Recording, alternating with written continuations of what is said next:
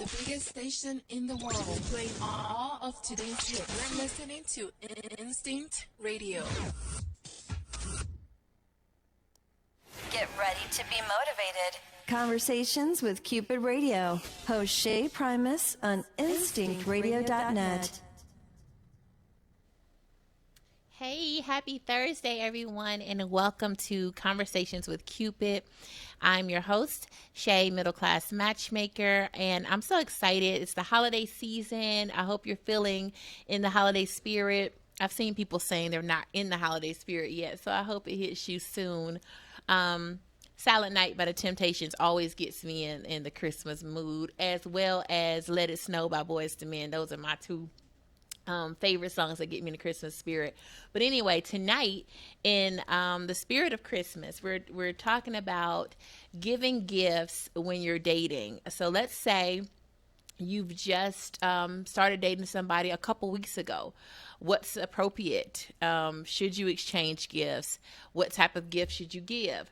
Those are the types of things we're going to discuss. Or let's say it's been a month or 2 months, that you started dating. Tonight, joining me, I have some sexy singles with me. And ladies, you can introduce yourselves, please. We'll start with you, Marlene. Introduce yourself. Tell them a little bit about you. Of course, everybody on my show is single, so you want to make sure they know that you're single. Go ahead. Hi, I'm Marlene. As Shay said, I am single, and I live in the local Atlanta area. Just here to enjoy the show and have a good discussion tonight. And you have an accent. So where are you from originally? I am originally from Guyana in South America. Oh, wow. Yes. South America. And can you cook Guyanese food? I can cook You know, anything. men like to know stuff like that. You got to put all that in Yes, there. I can cook anything. Okay, Kay, if you can introduce yourself. Hello, I'm Kay Muse, and I am single. I can cook. I am originally from New Orleans, Louisiana, and if you guys like gumbo, crawfish etouffee, shrimp creole, y'all let me know. Oh, that's all your specialty? Yes. Ooh, okay. And I can't cook at all. But I know the best chefs in the city, and I can order up.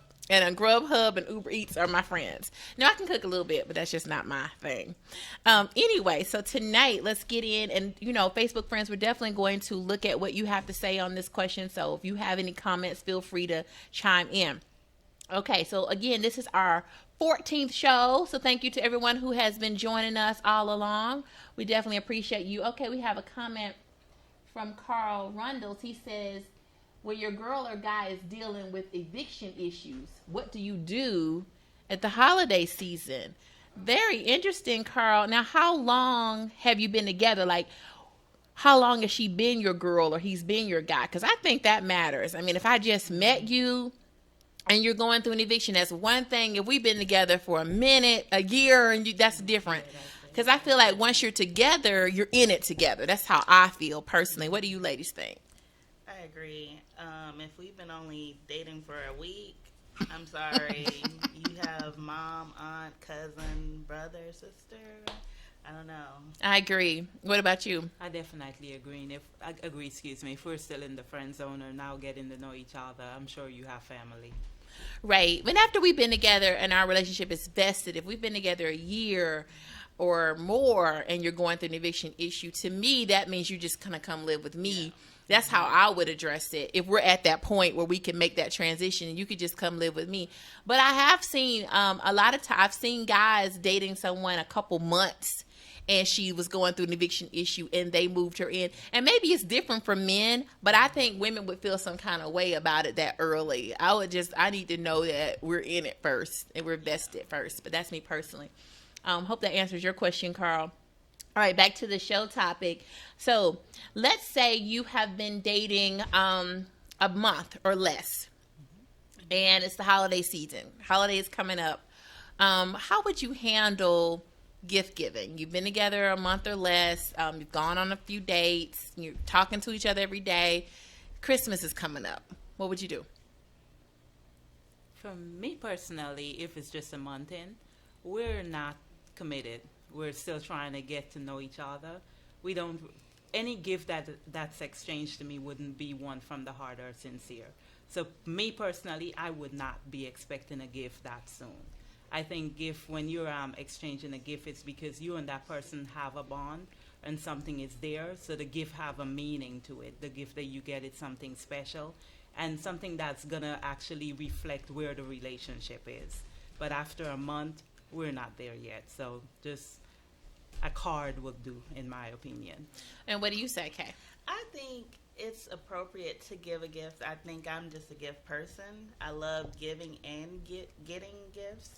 But I would say let's do something that we can do together. Maybe if it's the holiday season, I haven't seen the Nutcracker.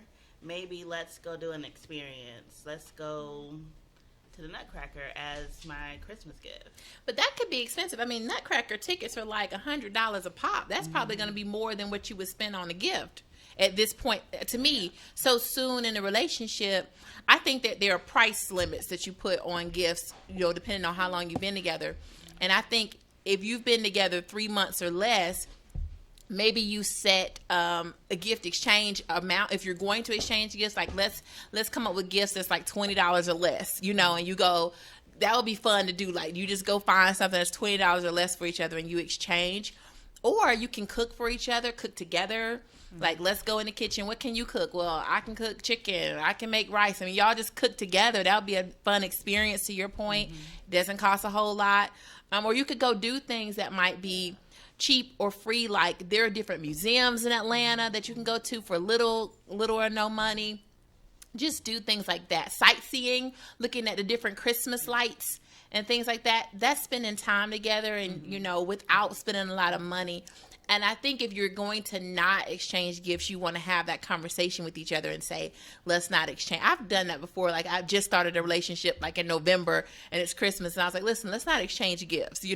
Let's go to dinner. Let's just go out to eat or something. I mean, you can always do that. But sometimes people feel a lot of pressure to give. And you certainly don't want to give anything expensive or extravagant. To your point, the relationship is in its infancy. So you don't want to spend thousands of dollars on, a new purse or new shoes, something crazy, jewelry, and you don't know that person's going to be there tomorrow. Yes. So, Yeah, that's true.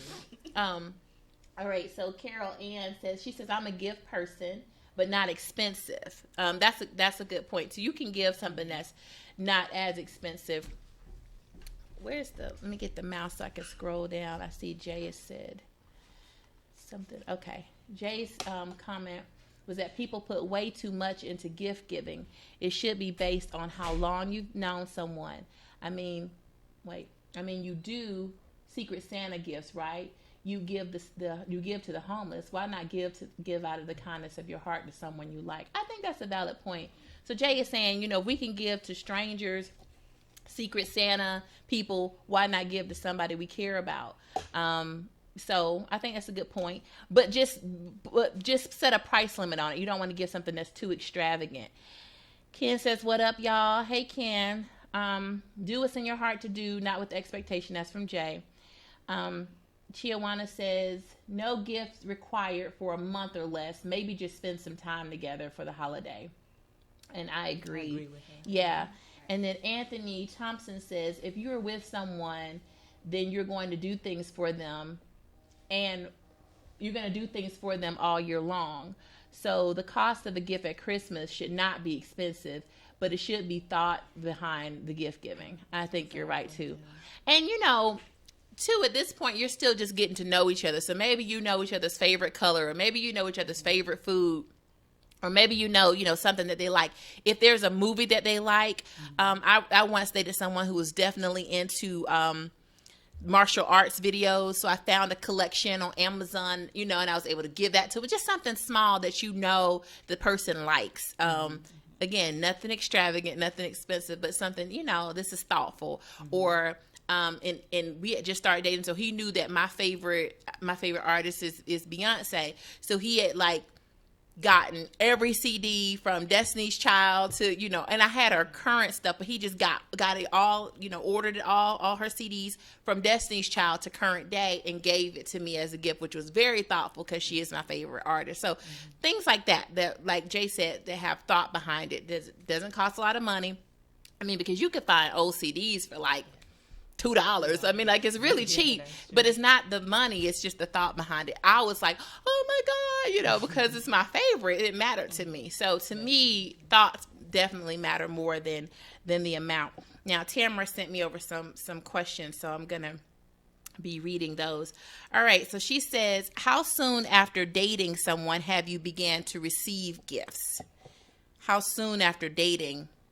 I can start. I went on a first date with the guy one time, and he took me on a shopping spree. It's first and only time this has ever happened. We went to eat, and he was just like, you know, we were going to the mall. He was like, hey, go get whatever you want. And I picked out something. He was like, that's it? Get something else. Like, he was just like, really like, I want you to get whatever you want.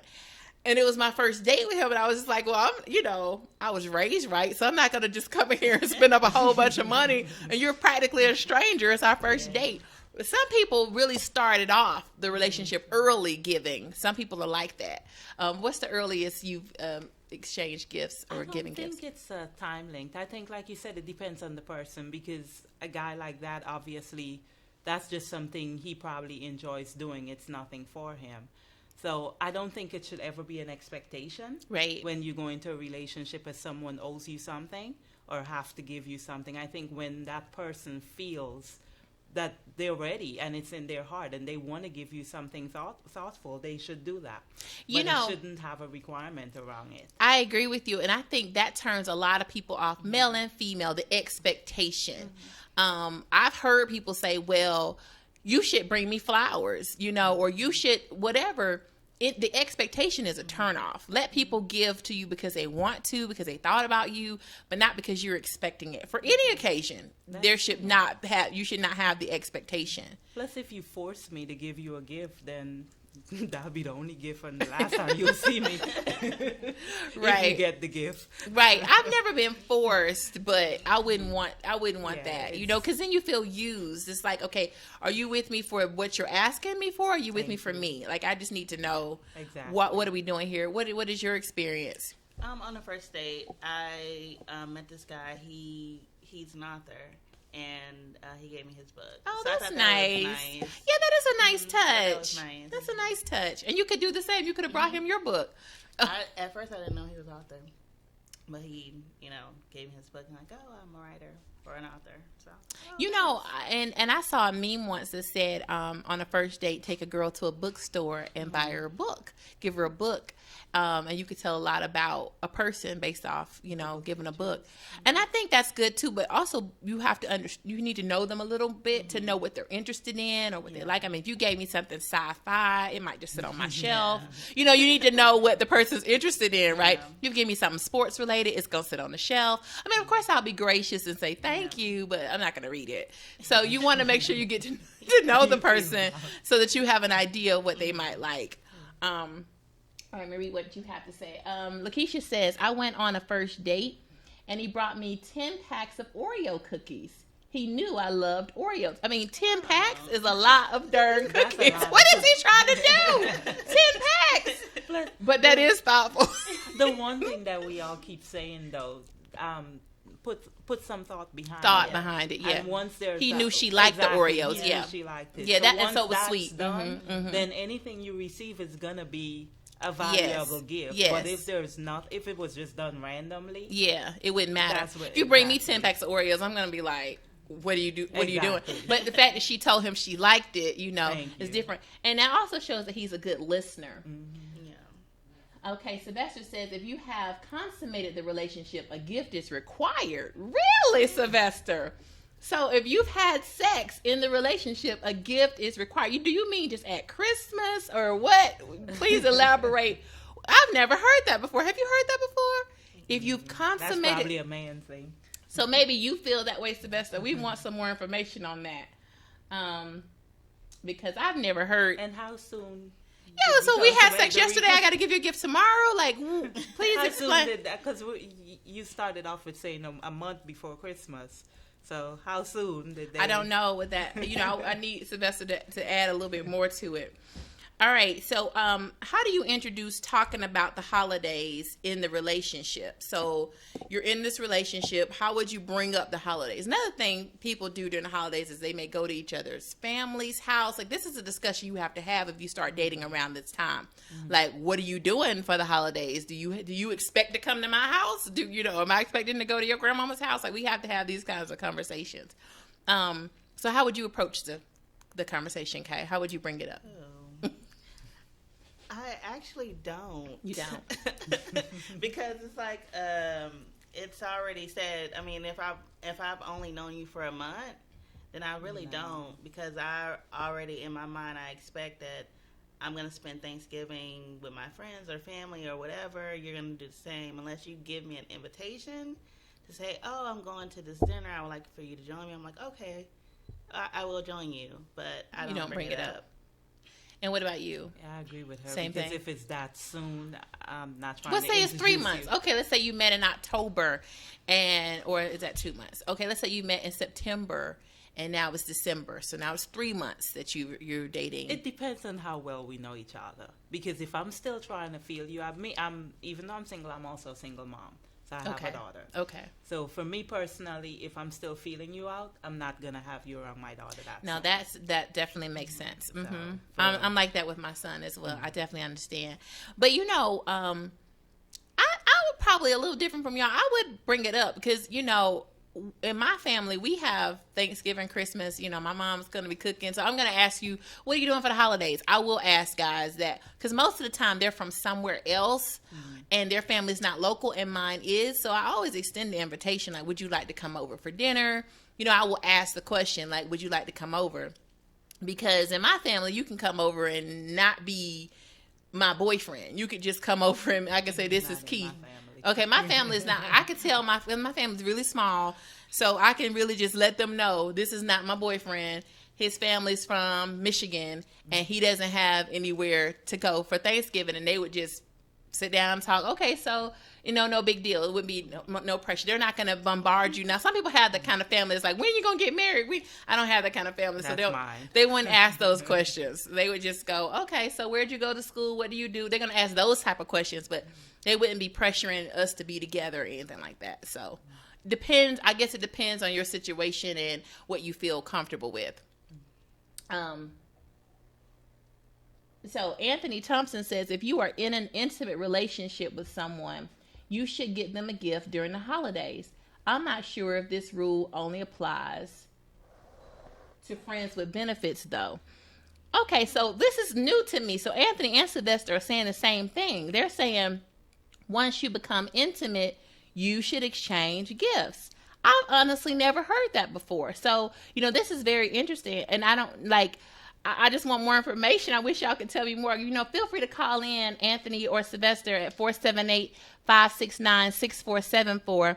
I really would like more information on that line of thought because I've never heard that before. 478-569-6474. Call in so we can ask you some more questions about this. Once you've been intimate, Anthony and Sylvester are saying you should exchange gifts once you've been intimate. I've never heard that before.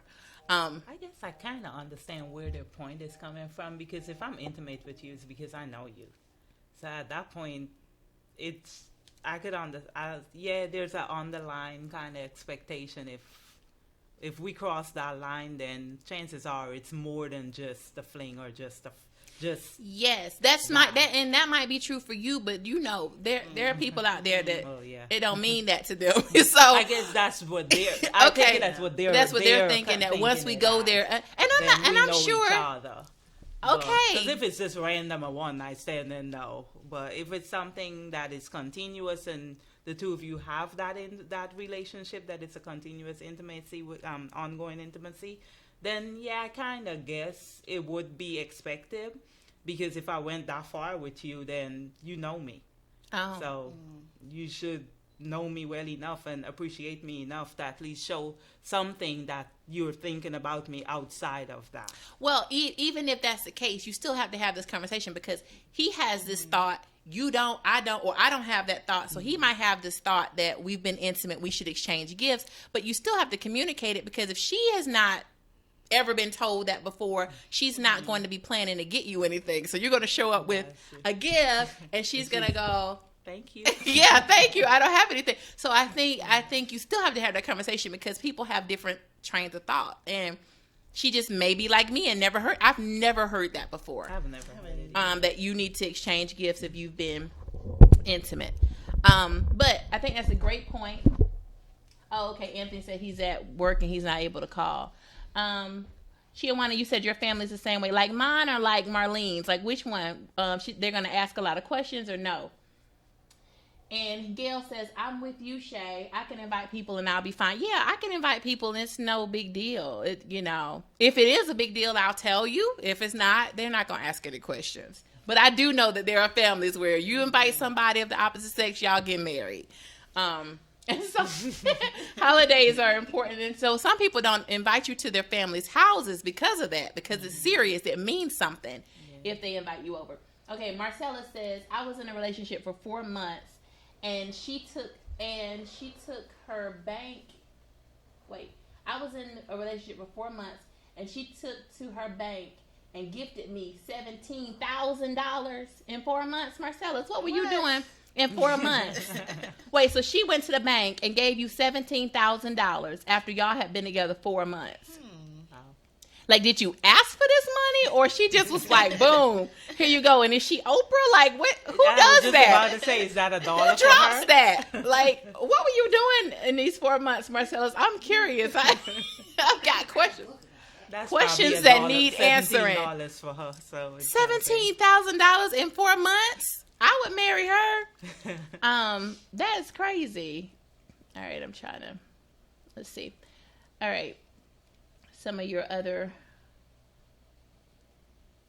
comments here. All right, Marcellus, you can call in too because I want some more information on this 17,000. 478-569-6474. Yeah, that's crazy. Now, I've had people ask me for money early in a relationship, to which I declined, but I've never given anybody money like that. That is crazy to me. I'm not giving you money like that. You got to be like my mama. Like, you got to, like, you got to be somebody for real. They all right. probably were going through an eviction. Marcella probably just didn't say he was going through an eviction. Oh, so Marlene wants to know, Marcellus, were you going through some type of eviction or something? Like, what made her give the $17,000? Okay, next question is, do you think there should be a cap on the amount of money you spend? I think that depending on how early you are in your relationship, like in my relationship, now we've been together 4 years, we don't have a cap. He can get me something that costs, $20,000 and I can get him something, and we don't have a cap now. But in the beginning, I think, you need to set a cap so that you don't have these unrealistic expectations. Because don't think I'm going to give you anything that's $17,000 and we just met. It's not going to happen. So I think you do need to set a cap personally. And I think you can give small gifts like cologne, perfume, a gift certificate if she likes to go to the spa or get her nails done. You could treat her to the nail salon. To me, that's a great gift. It's going to be like $50, $60. I mean, treat her to do something like that. I don't think you have to spend an enormous amount of money, but that's just me. I know there are some people who do have an expectation for you to spend a lot of money. I was talking to a guy the other day. He had only been in his relationship 2 weeks, and I hope he's listening. And he said the girl wanted him to get her some Vince Camuto boots. And he told me the boots were like $250. Sir, 2 weeks. They had been together 2 weeks. I'm not buying. Me personally, I told him, I said, I'm not buying Vince Camuto boots in 2 weeks. That's just me. And what is she getting you? Is she getting you something that's equivalent? To me, that's too early to request such an expensive gift. I would get something $30, $40, $20. I would get something that's a lot less. But that's just me. Maybe I'm cheap. I don't know. No. What do y'all think? She's already telling you what she's about. I would say run. Yeah, 2 weeks to me is too soon. Yeah. And then his question was, should I even get her a gift? And his question was, should I even get her a gift? We've only been together 2 weeks. And I was like, you don't have to. That's a conversation y'all need to have. If you've only been together 2 weeks, there should be no obligation.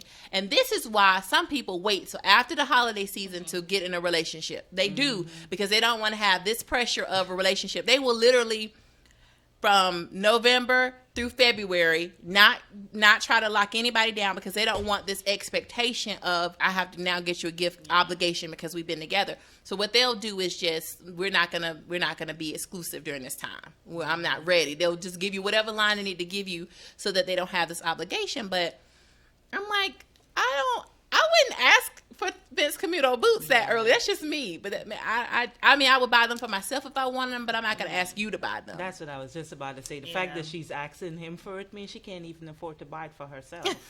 Marlene is cold. Because you wouldn't ask someone after 2 weeks to buy something like that for you. No, but some people do. Some ladies, some men do. My thing is, she would hate me, because that would be the last conversation we'll have if you're asking me for that. Right. All right. So Kathleen says he should give her a pack of bubble gum. 2 weeks. I know. And then Marcella says, very nice gesture, but it definitely made me feel uncomfortable. And within 6 months, the relationship was over.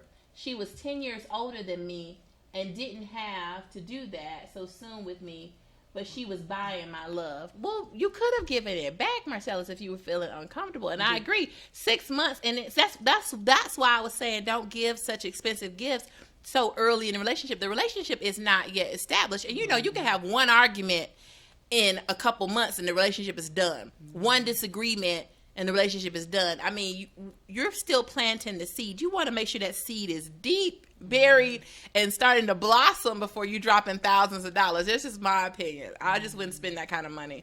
And she was obviously trying to buy you, and it didn't work. But yeah, I would have probably given it back. I definitely would not be comfortable. I would have to be in a dire situation, like I'm about to lose everything to accept that kind of money from somebody. Like, because they're gonna think you owe them. Yeah, and a man would. No offense, guys, but if a man was to drop that kind of money, you owe him something in return. Like, you better be home when he call you. Something. It's gonna be like some level of control that comes with that $17,000. From my experience, that's what I. What did you just say? You said, FYI, I didn't. You didn't what? You didn't keep it? You gave it back to her? Well, I think he's saying he gave it. I think he's saying he gave it back. He said, FYI, I didn't. Yeah, and Shawana says she was a sugar mama. She was a sugar mama. But a lot of people, I know a lot of people that do that. They try to buy love. And this is a time where they can. For the holidays, they can try to buy you with expensive gifts, purses, shoes, jewelry, trips even. Trips could be thousands of dollars, and people can do that for the holidays, and it is an attempt to buy you. And that's why I think you need to have these kinds of conversations. Like, listen, we can exchange gifts when we get deeper in the relationship. I'm not comfortable giving or receiving a gift. Let's do something. Take me to a restaurant. Take me to a play. If your church is having a play, we can do that. It doesn't have to cost anything. I just want to spend time with you. We can drive around, look at the Christmas lights on the trees. Like, to me, that is a great date to spend the night, just driving around, looking at all the houses. And then down at Callaway Gardens, they light up the whole park. You can do something like that. I mean, those things don't cost a lot of money, and it's an experience if you're spending time together. But, don't attempt to buy somebody during this time with very expensive gifts. If you really want to give that bad, I would probably give them some kind of charity program or something to give that to, instead of giving it to me. Right. Let's go down and feed the homeless or something. Do something worthwhile. Service. Do something back to the community with that money. If you got it like that, let me know, because I can tell you where you can give it. But Marlene'sCharity.com. Right. I got some charities too. I mean, if you just have it like that. All right. So here's our next question. Have you ever broken up with anyone over or near the holidays? I haven't. You have? Mm-hmm. What was the situation? Oh. Live on radio. You can anonymize. I tend to anonymize. I don't call people's names. I just kind of give generic. It was a situation. I didn't trust them anymore, and I think that's just what it was. I don't know, in relationships, I have to trust you. And if you're being dishonest, and if I'm a journalist, so I'm like, I can find stuff out. And I just found too many clues where he was being dishonest. So, yeah.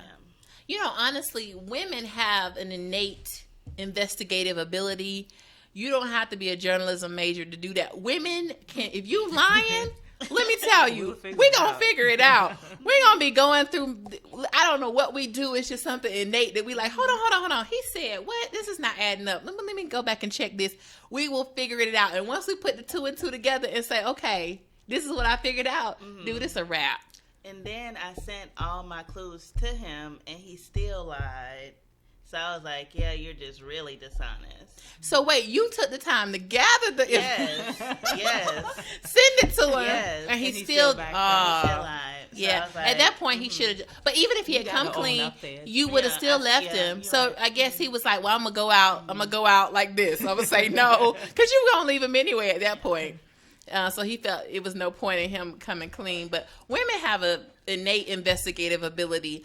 And for me, I'm not even like that, but it's like if you said something, I might think about it the next day. Like, wait a minute. You said this, but then you said that. That don't add up. So I'm gonna ask you about it, and your answer better be straight. Because if I have to dig, it's a problem. So I'm gonna ask you again. You better come clean this time. And it's just an innate thing that we do. But I've seen it live in action. I think it's a woman's trait.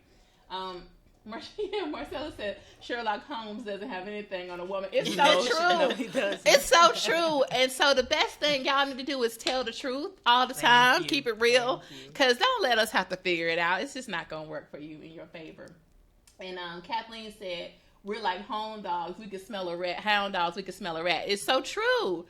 And it's not even like, you don't even have to be the jealous type of woman. Like, you don't even have to, because there are some women that are extreme. Like, they will literally get a PI on you and literally bug you. I mean, you don't even have to be that extreme. I know women who have bugged their man's phones, put a GPS device in their car. I'm not talking about that extreme. That's too far to me.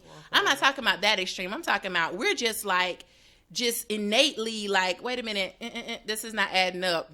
And if it doesn't add up, it's a problem. So the best thing to do is just be honest, just tell the truth, because, it's just how we are. It's just how we're built. All right, Marcella said, I've never been broke. She just thought it was the thing to do for me because I was getting money. She thought that was my love language. It's not my love language. Okay, thank you for clearing that up, Marcella. And Anthony Thompson says the CIA has nothing on a woman with a plan.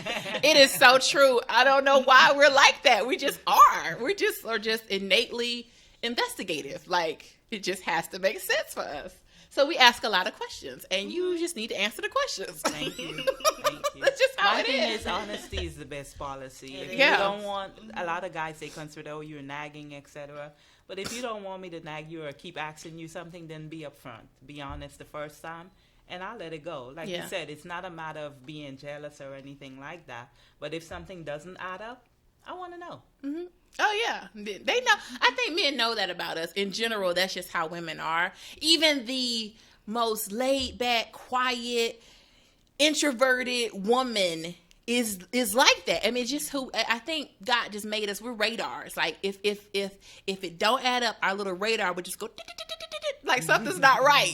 That's just how we're built. Like, I don't know why. It's just how we're built. So, I mean, of course, there are extremes. You have some people that take it to the extreme and they're showing up at your job. And, you have extremes, but I'm just saying at the base level, most of us have this quality, I don't know what it is.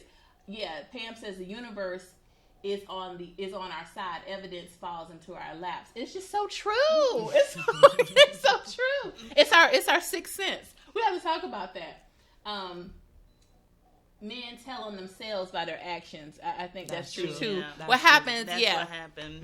They start to, something about them change. Something. Like a child. Yes. When a child does something wrong, something about them, they think you know it, so they're trying to protect it. And It's by like, doing so, they make you become more in tune in what they're doing. Right. I don't know what it is. I just know we do it. I don't.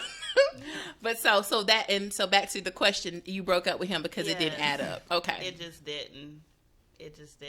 I don't know. The story or? Huh? You want to know the story? You have another story? I mean, do you want to know the story? No. You've already shared enough. You don't have to I go thought into. you said another. I'm like, how many times? That's what I thought you said too. too. I've not ever broken up with anyone over the holidays that I can recall, and if any of my exes think otherwise, just post it.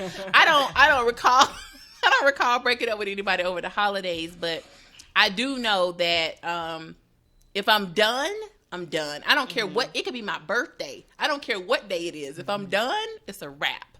I did go off on my birthday is 12 days after Christmas, so this is not the holidays, but it is my birthday. I did go off on somebody because at this point in my life, I will admit, I was very immature and spoiled, and he didn't give me a birthday present, and I'm not this way anymore. Let me clarify. I'm not like, I have grown. I'm not like this. I don't care anymore. I buy my own birthday presents. I don't have to worry about what you get me. But at this point in my life, I was very much expecting a birthday present. And so his point was, I just gave you a Christmas. No, my birthday is 12 days after Christmas. So his thing is, I just gave you a Christmas present. And your birthday is right after that. So he got me a birthday cake. And I didn't consider that a present. Because as a parent, you know that when you throw your child a birthday party, you buy them a cake, but that's not their present. The cake is part of the party. Everybody eats the cake. That's not my present, And so I had a birthday gathering. He bought the birthday cake, and I was like, where's my gift? Like, after everybody was gone and whatever, I was like, where's my gift? He was like, well, I paid for the cake. I was like, okay, and my gift? And he was like, well, that's your gift. And I said, no, that's not my gift. I was like, everybody ate that cake. Did I eat the cake by myself? Did I ask for the cake? Like, it was just like a whole long thing. I have grown so much. Praise Jesus. I'm not like that anymore. But I did go off because of that. So to answer the question, it was holiday season, and I was being materialistic. The funny thing is, I'm so like, I buy myself what I want, because what I want, if I told you what I wanted, you would say, oh, that's too expensive. Why would you want that? So I don't even tell people what I want. If you ask me, I'll say nothing, because I'm going to get what I want. So that it doesn't matter what you get. You can get me whatever, and I'm going to say thank you, because I've already gotten what I want. You see what I mean? So I'm never disappointed anymore, because I buy myself what I want. And this is something I had to learn to do, because my expectations are always going to be up here, and nobody's going to reach it. It's just me. Only I can reach it. So I do it for myself. That's just how I think. So at this point in my life, I wasn't where I am today. And I was, I'm not proud of that. I was immature. I'm freely admitting it. And it was, it was bad. But I went off. I did. And I wouldn't do that today. So, yeah, that's funny. Pam says, I feel the same way about cake. That's a gift for everyone. Yeah, I don't feel like that's a gift, but today because I don't expect anything from anybody. Anything you do is appreciated today, because I just had to shift my thoughts. And for me, that meant not expecting anything from anyone, period. And that meant that I would just do it for myself, and that way, whatever you do is okay. And Marcella says, but isn't it fair to say that a woman loves for something to be wrong? Like, you're not satisfied unless you got something to argue about. No need to drive yourself crazy worrying about what I'm not doing. My whole plan is to drive you crazy. No, I think you're trying to say that women like to look for things to be wrong. I don't think that's true. I think that what happens is, you going back to case scenario, I don't think we're looking for something to be wrong. What I think happens is, you said something that didn't add up, or your action. You said you were going here, but when you got home, you smelled like smoke, and there's no smoke. And it's like, well, wait a minute. I thought you said you were at the office. Were you smoking at the office? Were you drinking at the office? And so it's just like, wait a minute, that doesn't make sense. And so then we ask you a question, and it's like, well, where were you last night? And you say, well, I was working late. And I'm like, but you came home a little tipsy. So how did that happen? When did you stop and get a drink? Oh yeah, well, then Tony called and we went to, okay, but you didn't say that. So that's how it happens. It's not that we're looking for it. It's just, you just don't add up. So it's very different Too than many inconsistencies. inconsistencies will make us dig. I don't think we just dig just to dig. I think you did something to trigger it. I'm speaking from a woman's perspective. Okay, Jamal says, what about guys who don't celebrate the holidays? I think that is a valid point. So I've definitely dated people who didn't celebrate holidays at all, and it was fine with me. Yeah, it's fine with me. If you don't celebrate holidays, then we won't do a gift exchange. What would y'all say about that? I agree with you, because if he doesn't celebrate it, it's not his thing, so I'm not going to force it on you. So I definitely wouldn't expect anything in return either. Right. And in that case, what you mentioned earlier, doing something together. Yeah. So we could substitute it with an outing or something more creative. Yeah, I think I would be okay with that. But to me, that just means, I mean, especially if he's the type of person who gives gifts all year round or does nice things for you all year round, then you won't really care about a specific day. There are a lot of people who are like that. They're giving all year round, so then when one day comes, it's not a big deal. See, I'm like that. I'm always giving. So when Christmas comes around, I have no expectation. And in addition to what you said, whatever I want, I get it on my own. Exactly. So if someone asks me if I need something or want something, my answer is always no. Whatever you do, I'll appreciate it. Exactly. So I don't set expectations on people. And that's what's disappointing to people, when you have an expectation for something and they don't give you that, then you get disappointed. So for me, my workaround is don't expect it. Don't expect it from anybody. Do it for yourself. Exactly. If you can't do it, you shouldn't expect it. Exactly. That's how I feel. Like the lady with the shoes. Exactly. Buy your own shoes. Exactly. And you know, if he bought you some additional shoes, you have 2 pair. But I'm not expecting you to do it because I already bought mine. You know, so that's what I think. I don't know if it's right or wrong, but it works for me because I'm not set up for failure or disappointment. Exactly. And people will disappoint you because they're not mind readers, and they're not going to know automatically what you want or what you need. And most of the time, you're uncomfortable sharing exactly what you want, and then you want to be surprised. But when you get surprised, it's not exactly what you had in mind. Exactly. And so it just works better not to do that. Okay, so Jamal, we wouldn't care if you didn't celebrate the holidays. Back to your point, your question, it wouldn't bother us. Monisha said, but Publix cake is so good, though. I mean, Publix cakes might be good, but everybody's eating it. It's not your present. It can't be your gift if everybody's eating it, you know? Maybe if he paid for the event, then that's different. That's different, but that's not what happened either. He brought the cake. No, sir. And I still stand by that. That's not the gift, but I wouldn't care today. Yeah. So I would say, no, that's not the gift. I understand your point, though. Yeah. If you're going to tell me that you gave me a gift, then it should be a valuable gift. To me. Not a cake. Mine something personally. That's for me. Yes. So, a cake should never qualify unless it's just me and you gave me a cake. Yeah. But if you're giving me a cake and it's a group of us and we're all eating the cake, it's not my gift. So I agree with you on That's what I said. But, but it was the way I said it that was probably a little to the left. But yeah, I still stand by that. I don't think it's a gift. Okay, so wait, what did you say, Anthony? Anthony says, high five. Yes, that is the reason why men have shorter lives and gray hair sooner too, because women have to argue and investigate things. That's funny. I have one of those combo birthdays, February 15th. That's good. Yeah, she'll want to right by Valentine's Day. She says it doesn't bother me as much now about combining both days. My family never combined. I always had Christmas, and then I had my birthday's the next year. You can't combine those two things. It's like two different years. And my parents never did that. And for my birthday, it was always a big, big deal. Like, we always had a party. My dad would always come get me out of bed, hold me, and sing to me happy birthday. I didn't even have to go to school on my birthday. It was always a big, big deal. And I had a birthday party every year. So it was special. It was my day. Christmas is Jesus' birthday. That is not my day. That is not my day. Do not combine those two. That's just me personally. I still feel like that. But what I do now, like I said, I shifted my thoughts. I celebrate myself. So I will always have my own plans for my birthday.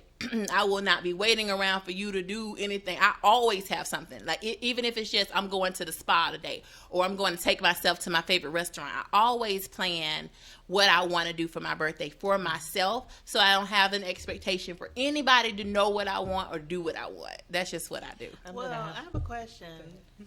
What do you do if someone wants to do that for you, though?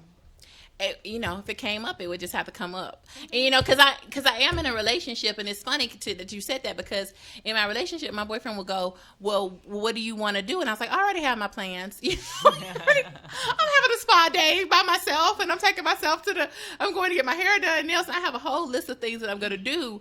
If somebody said, well, I want to celebrate with you, or I want to do something, he'll always do something like take me to dinner or something. But I have a plan in addition to that. And it's just because I don't want to be disappointed. So I'm going to make sure I do what I want. What were you going to say, Marley? I agree with you with that. I do that for myself too around my birthday. Even though my birthday doesn't combine with anything, it falls in the summer.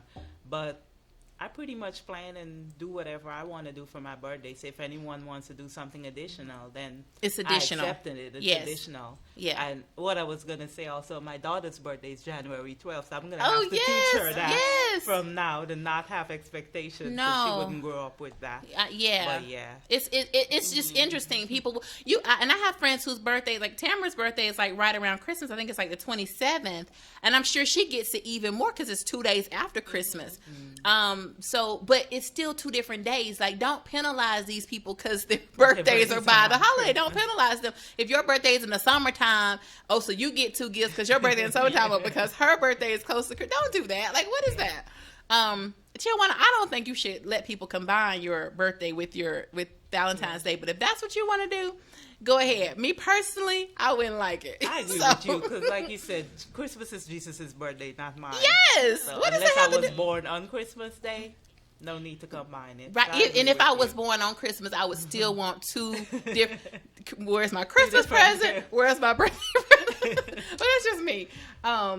But yeah, I think basically what we're saying is you need to communicate, right? Because each person is going to be different, and each person will have their own expectations, and you can't assume that just if he's with you this year and you have one expectation, he gets with me, my expectation will be totally different. So you need to communicate. Don't think you just know women because all women are not the same, and don't think you know men because all men are not the same. Exactly. In my relationship, my boyfriend doesn't like to celebrate anything. He doesn't like to celebrate birthdays, holidays. He's just the type of person not do anything. But I'm a celebration kind of person, so we do it. Because I'm just like, well, I'm going to celebrate you. Anyway, it's your birthday, I'm going to celebrate you. It's Christmas, I'm going to celebrate you. But he's generally not that type of person. Mm-hmm. He does it and he enjoys it now, but traditionally he hasn't been. So I think you just need to communicate and you adjust in that relationship. Each relationship is going to be different and have its own expectations. Okay, so... let's see. All right. I'm trying to read your comments. I don't think it's updated. Okay. So the next question we have, Tamara, like I said, she sent me some questions to ask. The next question is, has anyone ever gotten you a more expensive gift than you have gotten them? Has anyone ever gotten you a more expensive gift than you have gotten them? Thank you. No, I'm the person that normally gets the more expensive gifts, honestly. So it's always been you giving more expensive. What about you? Honestly, I'm trying to think if I even ever really did anything specific for Christmas for anyone. Because with my ex, I can't even remember if we used to exchange gifts. How long ago was that relationship? You don't remember? I can't remember if we used to exchange gifts. Because I always used to do little stuff here and there. So around the holidays, I don't think we ever made it. We, of course, was always by discussion, but I don't think we've ever had, like, on Christmas, here is a gift, or Valentine's, here is a gift. It was just always throughout the year. We just randomly did stuff for each other. Me more so because I like giving, but I never, and whatever he gave, I never really stopped to think of the value. It was just, if it's something he gave me, I just appreciate it. From the heart. So honestly, I can't even tell if one was more. Like you, my love language is gift giving. I give people stuff. That's what I do. So I'm always pretty much going to be the one to give a more expensive gift if we're looking at price. But again, like you, I don't put a value on it because I'm not expecting you to give me anything. I'm not even putting the value on what you're giving me. So if anything, it will be me giving the most expensive gifts. Yeah. All right. Marcella says, when in the relationship is a good time to buy a lady a pair of nice shoes, like the stiletto types? Christy, I hope Christy McManus is listening because she's a shoe girl. She could probably. I'm not a shoe person. I'm like not a shoe person Anytime. either. We love you like shoes, so you can answer that question. I'm not a shoe person. Anytime. We love shoes. Anytime, like not right, like as soon as he meets you. Anytime. You can just She said the first meet me date. at the door with shoes. Well, he's got to have time to get to know your style, your color, the type of brand that you like, your size. I mean, he's got to have some time to know that about you. Personally, I mean, and if we're talking like Christy, she wears Louboutins. If you're talking about getting me some $1,000 shoes, or so, I think you need to be established in a relationship. That's just me personally. Because when they break up, they're gonna want their shoes You want back. the shoes back? You're not getting these shoes back. So I guess it depends on the shoes. Some people wear shoes and they're from Payless, and if it's from Payless, I guess it don't matter when you get them. But if it's name brand, I mean, if you're buying like Vera Wangs and Louboutins, I think you need to be established in a relationship. That's just me personally. Kathleen says, I don't celebrate the holidays. Every day is a holiday when you're able to wake up and celebrate every day. I agree with you. Every day is a holiday, although I do celebrate the holidays. I do think every day is a blessing. Yes, Charnette says, yes, Shay, gifts throughout the year. Guys that don't celebrate holidays buy just because gifts. I think so too. And I think when you're with somebody who is who's given throughout the year, it doesn't matter that they don't celebrate the holidays because they just bought you a new blah blah blah last month, and it doesn't matter. And I think I've been in relationships where the person is just a gift giver too. Like I'm a gift giver, like all year long. It could just be a just because, cologne, ties. What do I buy? Anything. Just I could be in the store and see new dress shirts, new cufflinks. I mean, just anything. I just constantly, make sure a man is looking good because he represents me. So I'm gonna buy stuff throughout the year. And so in that regard, Christmas is not like, oh my God, I gotta go buy a whole bunch of stuff because I've already been given stuff, throughout the year. But I'll still give maybe one special, big gift or whatever. But yeah, it doesn't really, I think if you make it a practice of doing it throughout the year, it's not a big deal. But that's in my relationship. Everybody's relationship is going to be different. Some people don't give gifts throughout the year. I mean, if money is tight and you can't do that and you just paying bills throughout the year, then it becomes pressure. Like, oh my God, I gotta do something today on this special day because I haven't done anything all year long. So I mean, everybody's relationship is going to be different. Okay. What are you talking about, Pam? Changing the topic. What topic are you talking about?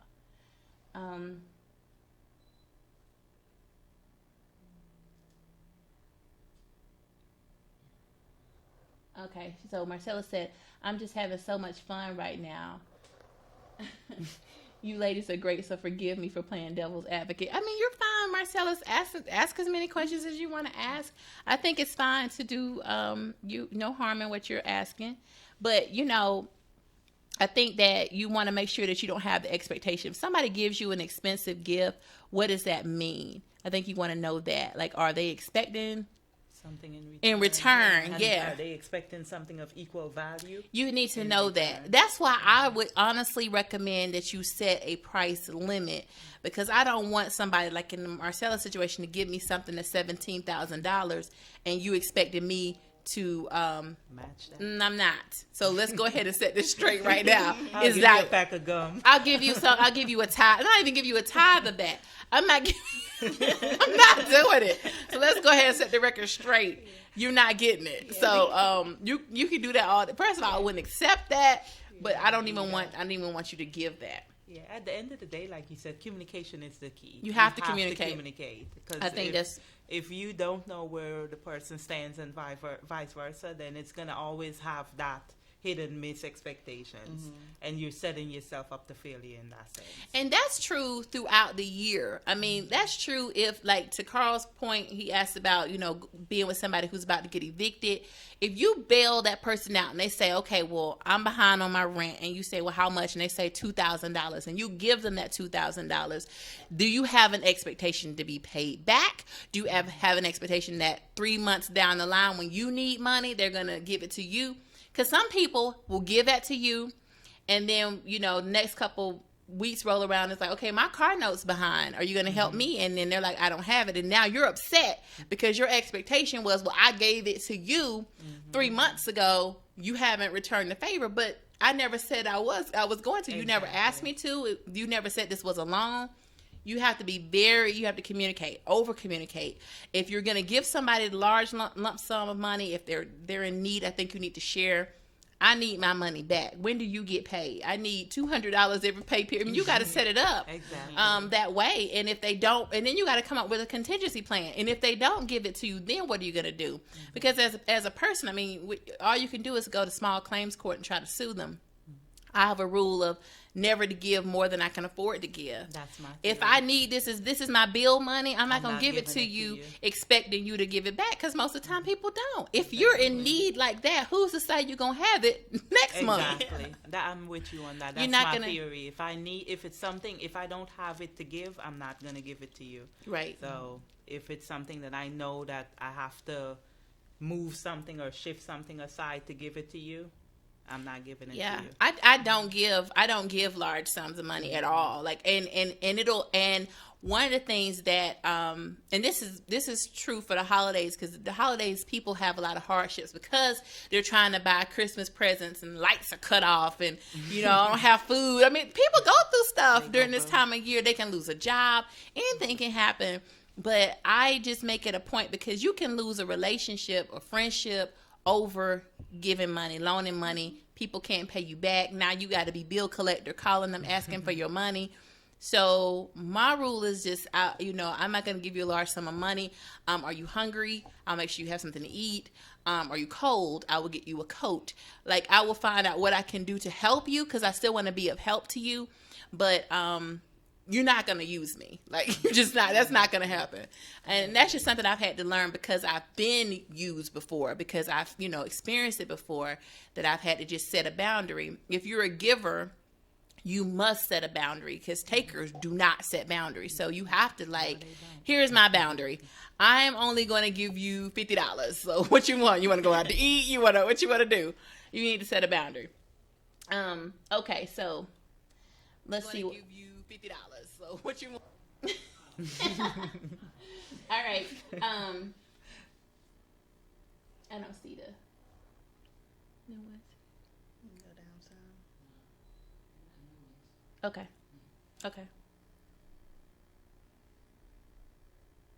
What happened?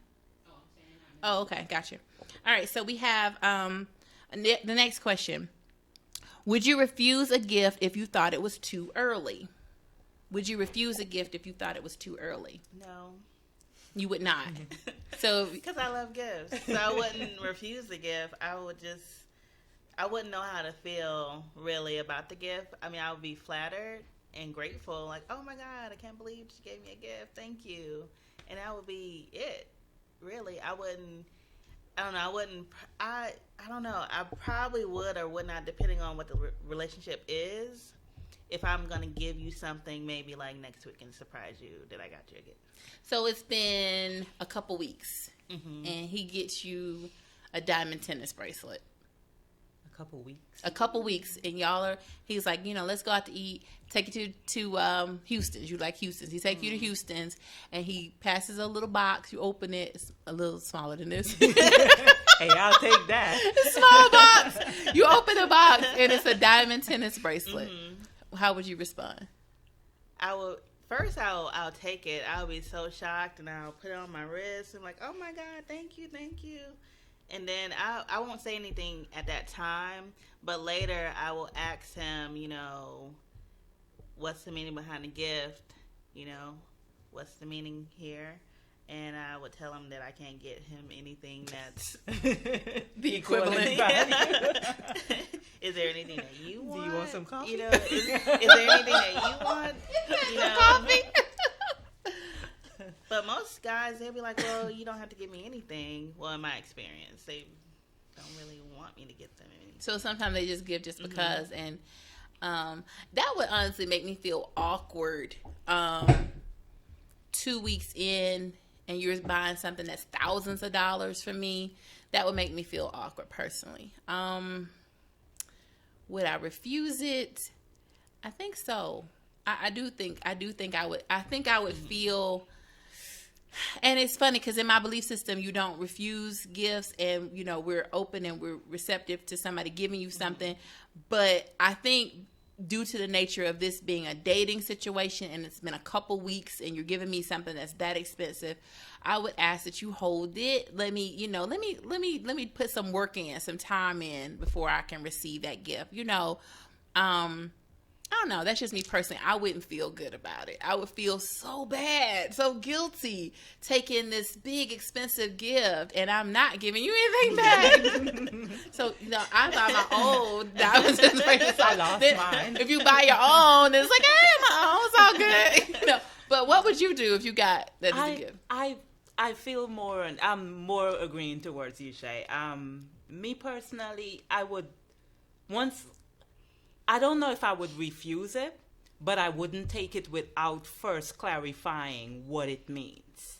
Because I would kind of feel a little awkward also. So I wouldn't want to embarrass them or make them feel, any kind of way. So before I actually accept it, I would want them to clarify, well, what does this mean? Mm-hmm. And if it's coming with ill intentions, then, I'll have every right to refuse it at that point. Okay. But if it's just something that you're genuinely doing and there's no strings attached, then I'll accept it. But I'm going to be upfront right there. I'm not going to let the moment pass. Yeah, and I think most of the time they will say, I'm saying this, but I said this, but let me go back and clarify because I just thought about 2 relationships I've had where, like I told you, the one guy, we went shopping day one.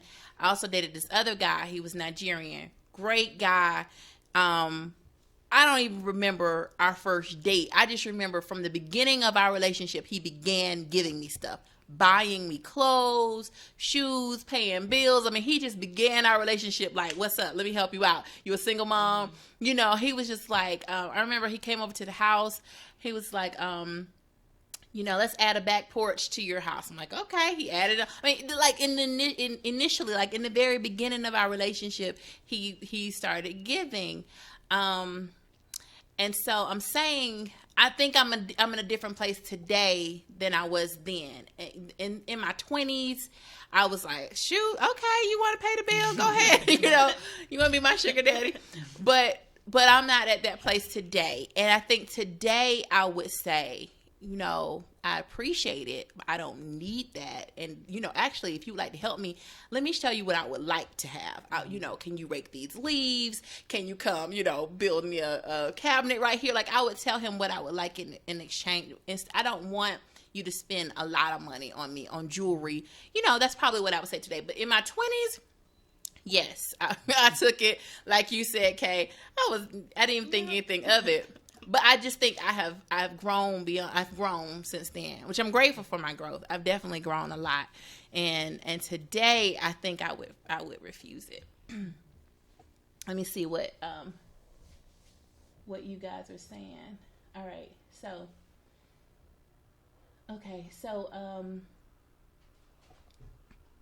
so the question is, have you ever refused a gift? So if you gotten a gift for the holidays, have you ever refused a gift? Somebody gave you something that's very expensive and you just said, no, I'm not going to accept that gift. Let me see if I can pull it up on my phone because I can't see it on here. All right, so let's see what you guys how you're responding to this question.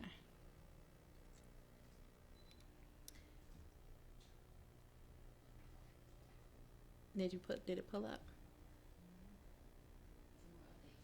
Okay, well, I don't see it even on my phone yet.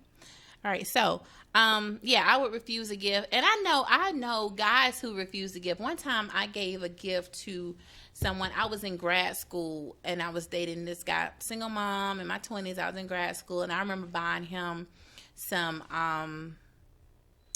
let's say it was like an Adidas outfit. Joggers or something like that, and he was just like, no, you need to save your money. You're in grad school, you're a single mom, don't spend any money on me. So I had gifts refused from men as well. And I was like, oh, but I got it for you. And he was like, you need to save your money, you know. And I appreciated it because I did need to save my money.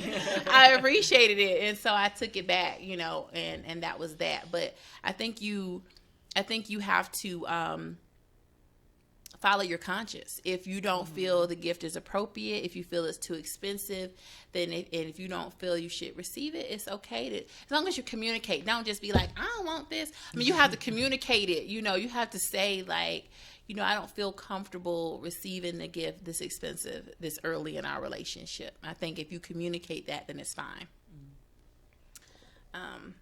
But Kay said she would keep it. All right, so the other question Tamara said is, do you feel pressure to meet family or friends if you're dating during the holidays? It depends on how long we're dating. It does. If I just met you, no, I don't really want to meet your parents yet. I don't. Have you ever told somebody that? Like, has somebody ever asked you to meet their parents and you said no? Like, have you ever experienced that? No. You haven't? Have you ever experienced it? I've never experienced that, but sometimes even when you're dating long, you still don't want to meet the parents. Have you experienced that? Yes, I've experienced So what? that. Tell me the situation. With my ex, even after we were together, exclusive and committed, and I met his parents, I'm like, I really didn't want to meet your parents.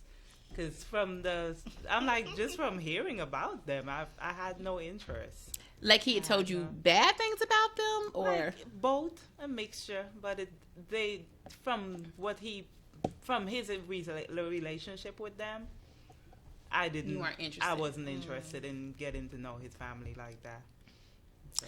I've always felt it was an honor to meet somebody's parents, and so the times I've met family members. Now I met in my current relationship, I met his family very early.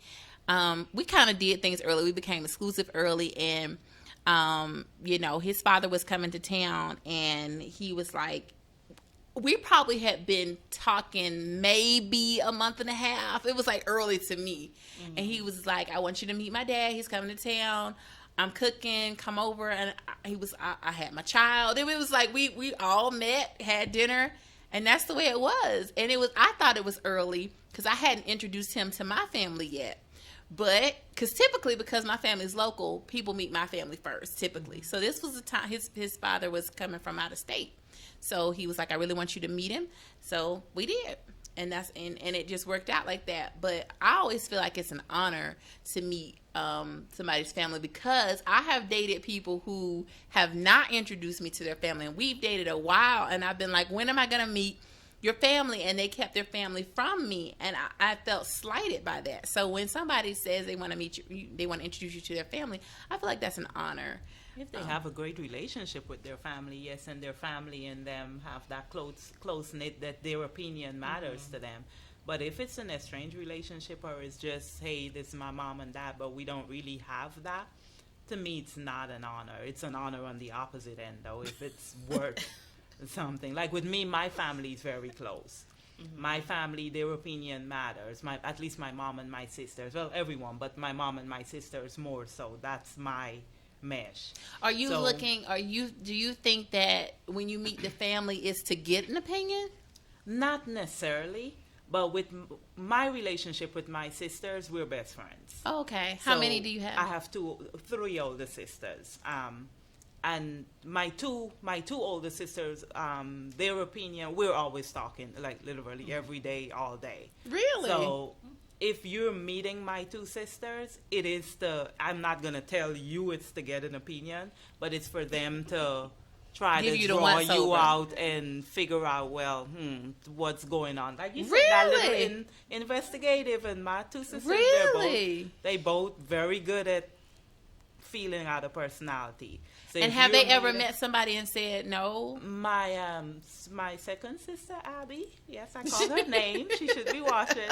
Yes, she is very blatant. She's very forthcoming with she's just something about her. She senses you out. Even with my ex, from the time she met him, she's like, he's a cool guy, but he's the kind of guy that you probably want to have as a college buddy, but not as a soulmate, not as Really? a relationship. And of course, didn't listen, and she was right. Oh. So I value their opinion because it's never negative, but it's more so of a guide, like, hey, be careful of this, and if you see this, do this. And sometimes it's to guide me because I might be doing or saying something over the edge, and they're just like my check and balance. Got it. That So makes if you sense. meet my two sisters, It's serious. it's serious. And when they're meeting your sisters, is to get an opinion on whether you should continue or not. So you introduce your sister to your guys early. I'd say probably a month in. A month in, A it's month time to in. meet your sisters. Yeah. Okay. Yeah, once I feel you out, because if I see something wrong, then You don't even go to the next because my step. personality, I'm black and white. I don't Okay. have an in between. Okay. So if I tell people that all the time, and they think I'm joking, but I do not have an in between. What you see is what you get. If I feel some way, I say it. I'm Really? very straightforward. I don't do the games, the play around, none of the above. So if I'm not feeling you out, and I'll let you sink yourself. I give people an opportunity to prove themselves to me. And if you get 1, 2, 3 strikes and you still showing me a stupid side, then You're done. you'll sink on your own. Right. That's true. But so by the time you meet them after a month or so, even 2, 3 months, I feel you out. If you're consistent, then I'll deal with you. Really? But if I see inconsistencies up front, I'm done. Because in my past, I dealt with that. And a lot of times you see the person tell you who they are. And we ignore the signs. And I'm like, I'm too old for that crap. I don't have time to ignore and hope or have expectations around you. Who you show me you are, that's who I'll take you as. And that's who they are. Exactly. When I introduce you to my family, it's not to get a check. It's not to ask any opinion. Because I'm really not that type of person. My family could tell me they don't like somebody. I'm going to do what I want to do. Like, that's just really how I am. So when I introduce you to my family, it is not to say, what you think? So do you think I should proceed or not? I don't do that. If they volunteer information, I'll listen to them out of respect, but they don't make my decision. And they're clear on that, because everybody who knows me knows that about me. What you have to say is not going to have any bearing on my end decision. So it doesn't mean that to me. If you meet my family, it's just because you met my family. And I've introduced, most of my exes have met my family, because like I said, most of my family's local and their family might be somewhere else. So you're going to meet my family if we're together. It doesn't mean anything. It just means you hungry and we eating and you here, whatever. But yeah, so I guess it depends. Now, if you meet my dad, that's different. So if you meet my mom and my sister, we're really close and we do things together.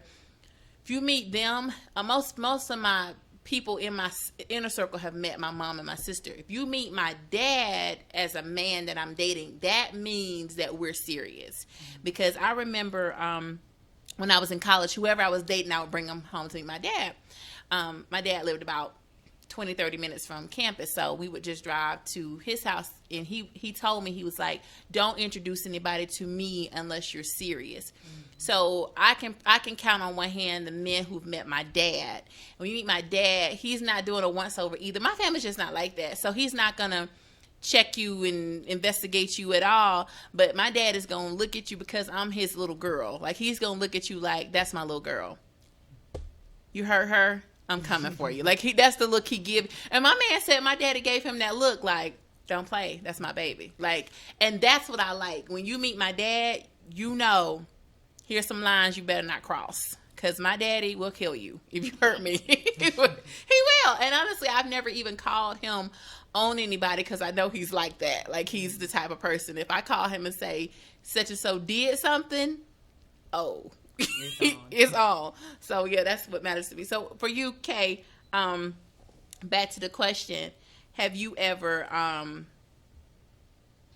felt pressure to meet family and friends of someone you're dating during the holidays? No. And I don't put the pressure on anyone else because no one has ever met my family. No one ever? Mm-mm. Period. Even when I was dating in high school, I recently went home and my aunt asked me had I dated anyone in the town. You know, Have you ever had a boyfriend? If I was in high school, and I told her, you know, all the people I dated, and she's like, "Oh, well, why did we Well, it was never him meet and them?" him and him. And I said because I didn't want y'all in my business. So you've always been private, like, because you're very, very private. Yeah, You've always been that way. always Since a little girl. since a little girl. Why? What is that? Because I don't want people to pass judgment on me. I think that's what it is, and I don't want people to make decisions for me. And my family, they like to make decisions for you, and I'm my own decision maker. You know, and then I don't know. I can be judgmental at times, but I try not to be. But when I look at your life, and your life is not reflective of anything really. I didn't mean. They made all the wrong choices. But It is like, who are you to judge yeah, me? don't give me any advice. Right. And let me clarify. My sisters don't make the decision for me. Okay. Their opinion matters, but they don't make the decision. At the 'Cause end you of the said- day, yeah. Mhm. it's my decision to make. Because I'm pretty strong-headed, so I pretty much know what I want and what I don't want, just as they're very intuitive.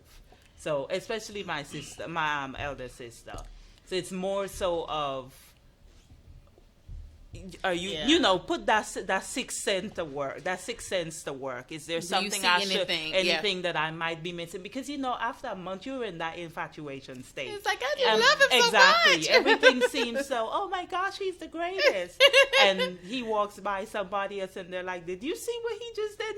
No, Because It's you're like, well, blinded. you just noticed all Love of is that. blind. This So, is true. Mine And- is more so of that a female who have your back to kind of like guide you, like, hey, pay attention to this. But it's not so much of, oh, don't be with him because of this. 'Cause as she said that's that, what my family do. I They would make the decisions for you. They'll pick out every bad thing. And So then wait, make you it bring him bad. home for Christmas or something, and they would They'll say, just pick the person apart. You know, it's just horrible. and you've seen them do that to people. Oh Lord, See, my family don't. So that's do that. why you won't I bring just them. That don't. makes sense to me. Yeah, That I just wouldn't don't. either. I wouldn't either. My family's not judgmental. Like, I have the most laid back, down to earth. My family is like, it depends on which segment of my family, but like my mom's side of the family, they're like the most, and my dad's side of the family too. Both sides are like the coolest, down to earth, most hang out, chill. They don't care. Get a beer, get some cigarettes, whatever. It's like real cool. They're not like that. That's my uncles. On my mom's side of the family, they're real chill, they're real cool. But because of me being a single mom, They're and one protective. of the youngest, they're protective. That makes and then sense. with my aunts, it's like the West Indian culture. Okay. They just assume that if you bring a guy to something that's special, then he must be special. Oh. So I wouldn't carry just a friend home for the holidays, because then they're gonna be looking like, okay, she don't bring anybody else Oh, I around. see. It means but something. then she brought him around Christmas. What's going on? And so that might be cultural. It's not for me because we don't. It's nothing. Like, I really have the type of family, literally on both sides, that people do bring just friends, over. It's like, this is my college roommate. She was in town. He's hungry. Just bring them. Yeah. And they're just the type of family just like, come on, get a plate. Like, it's no judgment. They won't ask you any questions. Just get a plate. Did you eat? Are you hungry? You still hungry? Like, they want to feed you. Like, that's all they're going to care about. So I guess it depends on your Some family. of y'all watching, sorry, not everyone. Some. Oh, some of your family's watching. yeah. Oops. Sorry, y'all. Sorry, y'all. Oops. For the ones Some of who y'all are are really actually nice. listening. Oops. Oh gosh, Kay. Sorry. Listen, and I don't ever know who's watching. Who's watching of my family and friends, but everybody knows I'm gonna keep it 100. I'm gonna always tell the truth. So if you got something hot, well, you might need to text me and tell me not to say it. Okay, Tanil says only one guy has met my family before. My boyfriend when I was 14. Nobody since then. And you a grown woman, Tanil. You a teacher now. Nobody's met your family since you were 14. Wow. And so what does it mean to meet your family, Tanil, if you could tell us that? Jay says so many things are based on time. You make things harder when you place rules and time restraints in your relationship. Just go with the flow. of what you want to do instead of overthinking it. When should I do this? When should I do that? Do what the heck you feel in your heart, man. Hey, Rhonda. Rhonda says she's watching from Chicago. Thank you for chiming in. And Kathleen says, I love my husband's side of the family more than I do my own family. Oh, that's so sweet, Kathleen. They probably love you too. Yeah, no, now that you're married, both of them are your family. That's true. Pamela Spears says, can't take everyone home. No, and it just depends on the kind of family you have. I think you just have to make that decision. Like, is my family going to think this is serious? Is my family going to judge this person?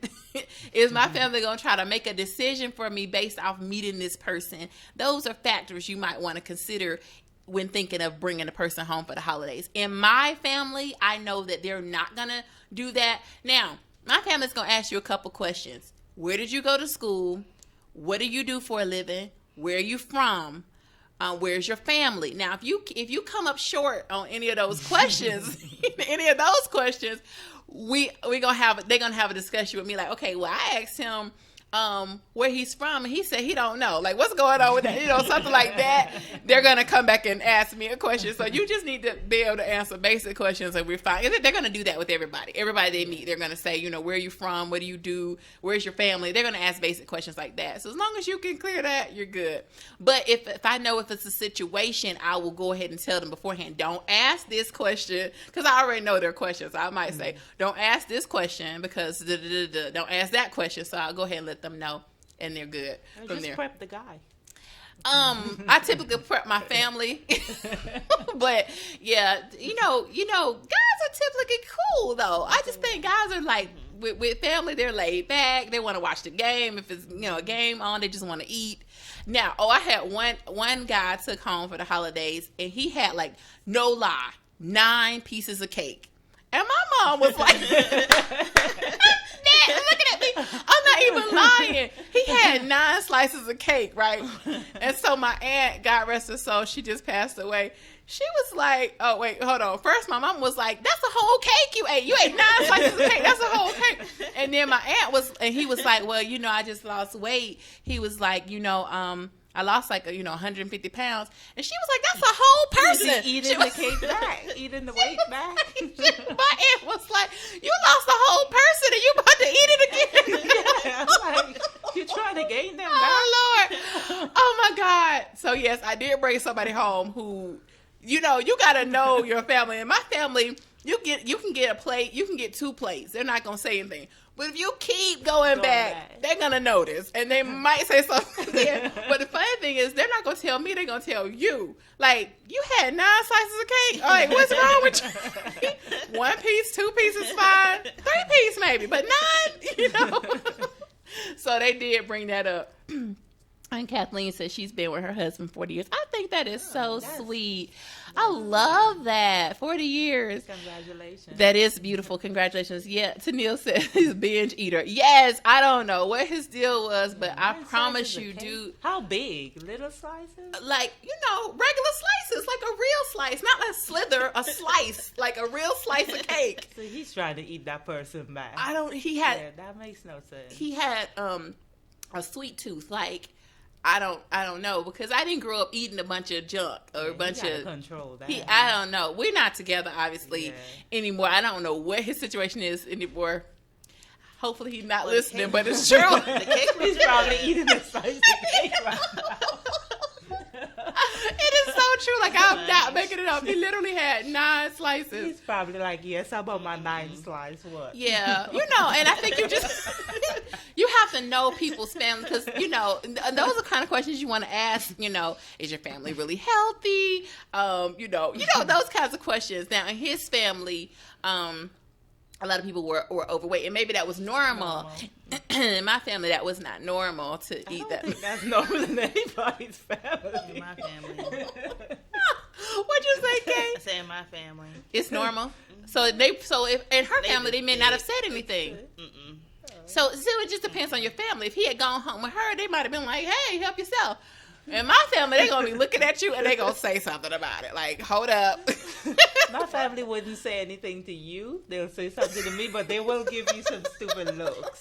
You'll get a look like, is he eating out all the cake? Ooh, the cake's good. Y'all get any of that cake? Y'all better get yours. Now, the only Hurry up and get some before he eat it up. My family would say something. Now, we have a traditional Christmas cake. It's called black cake. And the only time we make it is around Christmas What's time. in it? It's made with rum. It's not the Jamaican rum cake. It tastes completely different. Tastes way better. Because you're Guyanese. No, we use it as a wedding cake as well. Oh, it's a celebratory cake. Yeah, but in the holidays, the difference is we don't put the almond icing in and all the fancy stuff on it. But it's like a fruit cake made with rum, so it's really good. And in my family, you eat 9 slices of that, but you get to the 3rd slice, you'll get beat down. Because you only make one. We'll make enough, but we fight over that cake. So he won't get past the 3rd slice. He won't be able to do that. Okay, that's funny. Yeah, he won't get past the 3rd love that. And so you slice. have a lot of cultural things. So this is a little sidebar, but do you tend to date men who understand your culture? Like they need to be Guyanese? You know what? I've never dated a Guyanese guy, and I don't think I want to date a Guyanese guy either. No, I have enough uncles. I have 9 uncles. 12 uncles. Wow, I'm good on the Guyanese culture with guys. It doesn't matter. But what if he's from the Caribbean, or if are you just I've open? never dated a Caribbean guy. You've never. Every guy I've dated has always been American. They have to, of course, be open to my culture and be diverse, of course, but they don't have to be a part of my culture. I've never dated. I've never really had an interest in dating a Caribbean guy. They're different. So what I see, even though men are men regardless of what, with my personality, Caribbean guys, especially Guyanese guys, they have this beat your chest, I'm a man kind of attitude, and I can't deal with that. That doesn't work for you. Yeah, that don't work. Because I would think somebody from your culture, you wouldn't have to explain certain things. They would just get it. They would just know because their family's the same way, and it would just make sense. Yeah, but they expect you to be in the kitchen barefoot and cooking. I know. Every day, all day. Honestly, no offense, guys. That's why I don't date Southern men because they're the same way. I'm not that girl. Yeah, I'm not traditional. I'm not going to be slaving in the kitchen, cooking and baking. I know there are a lot of sisters like that. It's just not me. And even though I'm Southern, I don't date Southern men because they have the expectation. Northern guys, I can say I don't cook and they say okay. I don't eat meat. Okay. And they're okay with it. Whereas a lot of times in my experience when I've dated Southern guys, they would, you need to make me some collard greens with some ham hocks and maybe some ribs. And I don't eat all of that. And I don't know how to cook all of that. And I don't want that pressure. So sidebar, but I totally understand. I totally understand. What about you with guys from New Orleans, or is that I just date whoever. I'm dating people from New Orleans, I grew up in Seattle, so a lot of times I'm always meeting guys from California, and lately New York. So you're just open. And different people, depending on where they're from, they're going to have different cultures, and they celebrate the holidays differently, and they eat differently, and all of those things matter during the holiday season. And one thing about me being a Southern girl, I am particular. I like soul food the way my mama makes it. That kind of stuff. It has to be my mama's food. So she's working on a cookbook as we speak, because I'm like, it's got to be your food. So I've got to eat at my mama's house. And we can go visit your family and we can go, whatever, but we got to go to my mama's house. Like, I've got to do that for the holidays. So it just kind of, I think it just, it's what you're used to, and you just need to communicate whatever that is. I cook, so let's just get in the kitchen and cook. So you would just cook. Mm-hmm. Okay. I'll cook, but on the holidays, that's my off time. My daughter is not with me, so I don't have to cook. So if I'm cooking, it's because I want to cook. Got it. That's different. It shouldn't be a have to. It totally makes sense. Okay, Rhonda says, ooh, I just had a pastor coming at me, and I couldn't do it because he had expectations that I didn't want to meet. And you're from Chicago, Rhonda, so and my man's from Chicago, so you get it. Was the pastor Southern? Because, that expectation of being barefoot in the kitchen, barefoot and pregnant. I'm none of those things. Like, I'm not just gonna do it. No offense to the ladies who are like that. This is not how I roll. She says, I do like that Southern hospitality. Yes, it's funny. I like Southern hospitality. Our men are gentlemen and blah, blah, blah. But they have typically men, and I'm not trying to pick on you, they typically have these expectations that I don't want to meet traditionally. So I'm just not that girl. She said he wasn't Southern, but he wanted a traditional wife. Yeah, I think that definitely matters. And Rhonda throws down. Like, she, she's an attorney. She's in Chicago, but she could cook and stuff. So that would probably, you could probably do both, Rhonda. I think you might be able to pull it off. I couldn't do both, but you might be able to pull it off. All right, Kathleen says, I want to give you ladies a shout out from St. Louis. Okay, well, thank you for joining us, Kathleen from St. Louis. So anyway, back to this conversation of holiday, gift giving, you're dating, what do you do? All of these things we talked about, you need to communicate. Where you're from, what expectations your family has, your culture, if there are cultural differences for the holidays, you need to communicate those things. People do different things based off their culture. If you have a different belief system, different religion, and that means your holidays are going to be like if you celebrate Kwanzaa and not Christmas, like whatever it is, you just need to communicate that. I've dated somebody who's, and I celebrate Kwanzaa too, and I've dated somebody who celebrated Kwanzaa and not Christmas, and I'm like, okay, so we'll just do Kwanzaa. And Kwanzaa's more handmade gifts. It's more, and I like that, thought better than spending all this money on commercial gifts.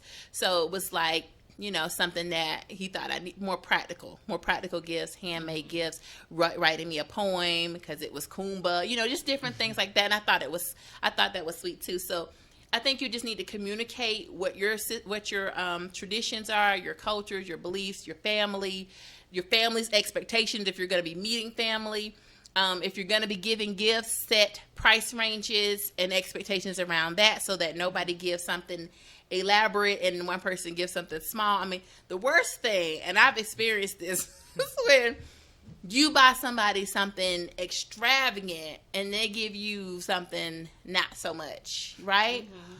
Or the opposite, you give them a little gift and they give you a big gift. And, I think it makes everybody feel awkward in that situation. So I think communication, like, listen, we're just getting together. Let's give each other $10 gifts. Let's give each other a $20 gift. That way you can put it on the table. Now, if you set the expectation and they choose to go above and beyond, well, you've already set the expectation. So you can make a decision on what you're going to do at that point. Like I told you, depending on the gift, I might refuse it if it's too expensive. But I do think it matters. Rhonda says, I cook, clean, etc., but like your guest, I cook when I want. I don't mind cooking for a man, but when they expect it, it becomes a problem. And that's exactly, that's what I mean by Southern men. Southern men are much like you were saying with the Caribbean men. They expect it. Yeah. Like, they expect that when they get home from work at 6:30, you need to have, dude, I have 3 businesses. It's not going to happen, So I would need them to be a little bit more flexible, and sometimes they're not. And they do want you to be more traditional a lot of times. And I don't mean to stereotype. And so, I love you guys. But I'm just sharing my... I'm with you. I prefer a guy who can cook as well. So I guess we flip it up. It's not always me doing it all. Mm-hmm. Flip it up. Yeah. And Tashonda says, I prefer not to exchange gifts during Christmas. I'd rather let the kids enjoy Christmas. Oh, that's sweet. Tashonda is newly engaged, planning her wedding in May, Memorial Day weekend. Yes, she's one of our engaged couples. So y'all are not going to exchange gifts then, Tashonda. She says, I typically don't buy Christmas gifts for people 18 and older. That's interesting. I'm with her. I don't do 16 and older. So it's just for children? Just for children. Is that right? My nieces and nephews. They don't get anything? My nephew, yes. My nephew, as long as he's on the 21, he'll get a gift. My 2 nephews. But once he crosses 21, but like cousins and stuff, you over 16, 18, you don't give them anything. Done. Really? So for you, it's just children. Okay, we never had that. We exchanged for everybody. We never did that in my family. It's for everybody. The only time I give an adult a gift, which is not often our family do it, if in the event we're doing something at someone's house, then of course for courtesy, you'll take a gift To the host. whoever's house. What you're about going your to. sisters? You don't give them gifts? No, they have Really? kids. So, like my other sister who doesn't have kids, my daughter would probably get her something from us. That's So interesting. her But the gift. adults don't get But anything. the adults get no gift. Oh, Not what about even your my mom? Really? Not even my mom. That's not in my family. Everybody gets a gift. What about you? I guess it just depends on which side of my family that I'm going on, because we have family that you don't get gifts at all. You don't. Not when you're an adult. Those are the same ones that That's you your don't family. want their report. Oh, You don't get, right, you don't, right. You don't get gifts, and then there's the other side that you get gifts no matter what your age is. So it just depends. Yeah. In my family, we all exchange gifts, so it's funny. And it depends on One the of my relationship aunts too. is like that. She just gives gifts, Yeah. and I feel bad because I'm like, Okay, I didn't get you I anything, didn't but get thank you. Yeah, I think you just have to you have to tell. Oh wait, this is the guy she's engaged to, Daryl.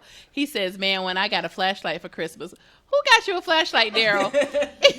And are you getting Tashonda a Christmas present? Because she says she don't exchange gifts to adults. So I want to know what y'all gonna do. he probably needed the flashlight and she picked it up. Who got? It wasn't her. Who got you a flashlight? That's funny." Tashonda says, "I enjoy just because gifts, which I give more often." I like that too. That's how I am. Yeah. Kathleen says we would give gifts to the kids, but adults would pull names. Yeah, we do that in our family too. I have a question. When you're dating somebody and they have kids, since you have a child, I have a child, you're dating somebody and they have kids, would you give a gift to the children? Since y'all just said you give, Definitely. at what point do you give a gift to the children? If I meet the child, then I'll give a gift. But if I never met the child, I'm not obligated to give the child. So a once gift. you meet the So child, once I met the child, then you're obligated to give it. Yeah. What if you started dating last month and you've met the child? I'll give them a gift. Because Okay. they're a child, they wouldn't understand that. So But the child adult- gets a gift once yeah. you've met them. How But do you with feel? Adult, I'll set that expectation though. I haven't dated anyone with children, but I think I would probably give them a gift. Maybe, depending on what our relationship is too. Like if we're exclusive, then yes, I would give your child a gift. But if we're not, then no, I wouldn't. But let me ask a question. Would you give a gift to the child and not to the man? So let's say, because you remember you said at a certain point you wouldn't exchange gifts with the man. So you met his child, but you're not at the point where you want to give him a gift. You would just give a gift to him to give to his child? And I would set that. We'll definitely communicate that up front. Mm-hmm. Okay. Because if I'm meeting the child, I'll definitely know, hey, it's just something for the kid. It's nothing, no strings attached to it, but we still stick to this. No need for us to exchange gifts. And but so I would with- definitely communicate, clear communication with it, so he wouldn't think I'm trying to buy his child to get to him. Okay. And would you would it be like a gift exchange between your children, or like he gives a gift to your child, you give a gift He's to not obligated to give my child anything. So you 'Cause would most just do- likely after a month he's not gonna meet my child. So he hasn't Yeah. met your child, even if you've met his, you're still going to give the gift to his child, but he doesn't have to give a gift to yours. Okay, Yes. I'm And it following. depends on the child's age. If it's a younger child, then yes. If it's an older child, a teenager, no. So teenagers don't get any love. Because they're on a different level. With a Yeah. little kid, they're not gonna understand that. Especially if they're like 10 and under, they're more like, oh, Christmas gift, oh yay. Yeah. So if they see you, they're gonna look at you like, why should they give me a gift? Oh, And I see. it'll hurt their little I see your spirits. point. Okay, But that's an very older interesting. child, they understand that. That's very interesting. I think it also depends on if we're spending Christmas together as well. Because I'm just thinking I know a child is a child, but are they going to even know if I gave them a gift or not? If the child's not around. Yeah, like if I've only met this child once, maybe we were at the park, we played, and, I pushed them on the swing, but that was just one experience. No one's to know if this is going to be Ongoing. something, Mhm. yeah. I see what you're saying. Just And that's a keep the valid gift point. cheap. I wouldn't do anything Yeah. expensive for the child either. Okay, let's see. What are y'all saying? Okay, so Tashonda said, if I've only met the child, she said she would give a gift only if she's met the child. Yeah, if I met them. If I haven't met the child, there's no need to give them a gift. 'Cause Yeah, you that have makes no sense. idea who you're giving the gift to. Too, anyway. yeah, that makes sense. I have given gifts to my ex. I never met his child, but I would give gifts to him for his child because I never met her, But we were together, so I would just give him a gift for her. If I didn't know, met her, If you never met the child, you wouldn't. I wouldn't give a gift. So Tashana said, if it's new, just a small gift. And Daryl said, no, he said this was an ex from 2009. She's the one who gave you the flashlight. He said, however, I buy my own presents now, so won't be no more flashlights. You know, like I said too, I said earlier, I buy my own gifts, and then you don't have the expectation. But that's interesting with children. My current boyfriend, we've been together 4 years, so he will buy something for my son. But I've never been in a relationship before. Well, no, I was in a relationship before my ex-fiance. He would get gifts for my son too. But prior, other than my ex and my current, I haven't exchanged gifts with my kid and them and the guy I was dating. So for me, it has to be a serious relationship. That's what I'm trying to say. Like, we have to have been together a while. We talking about marriage. It's significant before I even bring my child into the mix and we even talk about exchanging gifts. But that's something to consider, especially since y'all said Christmas is just for the kids, of how you would handle that. And it's just, to me, it's a special moment. It's a special time of year. Whatever your belief system is, it's a holiday. I have friends who are Jewish and they celebrate Christmas, because it's just, it's an American holiday. They don't look at it from a religious perspective. They don't do it because of Jesus. It's really the Christmas tree and the giving spirit. But there's something else you can do. You mentioned it earlier during the holidays is, doing service to the community, and doing that together, I think will be great. If you adopt a family that you can provide Christmas for their kids, and you bring the gifts over together to the kids, or you could go feed the homeless. Hosea feed the homeless, so you can just go cook up meals and pull up your trunk and pass them out down by Georgia State. There are homeless people just sitting out there. You could just go cook, pull up your trunk, and pass out meals. I mean, you could do things like that together. I think if a relationship is new, that would mean so much, because not only does it tell you his heart, you see her heart, you see the kind of person, is this a giver? You want to know that, right? You want to know if this person's a giver or a taker, and you can see that up front. If you bring that up, like, you know what, instead of giving gifts for Christmas, I would like to give to the homeless, or I would like to buy a new coat for some kids. I mean, you bring that up to your partner and see how receptive he or she is. And I think that will tell you a lot about that person. And I think that would be a more meaningful experience, and definitely a more meaningful gift, because I don't need anything like stuff. I don't need stuff. So let's give to people who really need it. That it matters more. Some of these people just need a blanket. It's cold outside. They just need a coat. They need shoes. They need food. You can make like little giving baskets. One of my friends, Crystal, she makes these little blessing bags. It's like little Ziploc bags, and it's got like toiletries and maybe put $1 in it, some socks, toothbrush, toothpaste, like little things like that.